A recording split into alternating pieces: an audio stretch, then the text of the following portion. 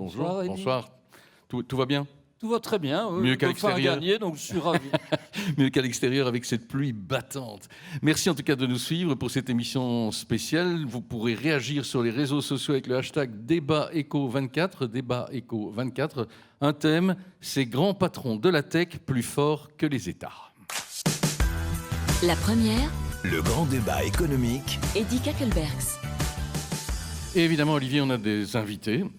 Prestigieux. Ouais, on peut le dire. Absolument. On y va, on les présente. On les présente. Alors, on a le docteur Alexandre qui est entrepreneur et écrivain, entre beaucoup d'autres choses, parce qu'il est aussi chirurgien, mais qui est notamment l'auteur de livres qui poussent loin la réflexion sur l'avenir, notamment marqué par l'intelligence artificielle, dont il voit loin. Donc, on aura l'occasion d'en parler avec lui, avec toute l'implication que cela peut avoir. Et oui, par exemple, il nous dira que la mort pourrait reculer à certains égards. En tout cas, ça fait partie de ces choses que l'on envisage. Voilà, alors Jean-Marc Boxus, lui, c'est un peu le technologique de la bande. Hein. Il est directeur chez Boston Consulting Group Platignon, qui est un peu une filiale de BCG, justement marquée sur les développements technologiques. Donc, on aura l'occasion d'entrer un peu au cœur de la mécanique, notamment de ces techs dont on va parler. Oui, avec cette déclaration déjà qu'on retient, hein, l'intelligence artificielle est lancée, on ne pourra pas l'arrêter.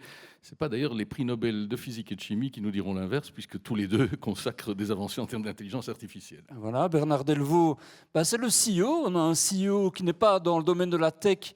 Enfin, tout est proche. Et, Bernard Delvaux est CEO d'Etex, qui est un géant de la construction, des matériaux de construction, qui est présent dans 45 pays, qui emploie 11 000 personnes, je crois environ, et qui en tout cas a de quoi dire sur justement la place que peuvent occuper ces géants, parfois plus forts que les États. Oui, alors je ne sais pas si lui, à titre personnel, est milliardaire, mais en tout cas, les milliardaires et les gros patrons CEO de la tech régents du monde, j'imagine que vous avez, et vous nous le direz, un avis sur la question. Voilà, et Arnaud Zachary, c'est un peu l'académique, auteur de livres aussi, le secrétaire général du CNCD 11-11-11, donc c'est la plateforme des organisations de coopération au développement notamment, mais Arnaud, depuis longtemps, écrit, travaille et réfléchit sur les phénomènes de globalisation et les écarts de richesse aussi, et parfois des choses dont on va parler, peut-être des évolutions qui pourraient déraper ou pas. Hein. Ça, ce sera un point de vue dont on parlera.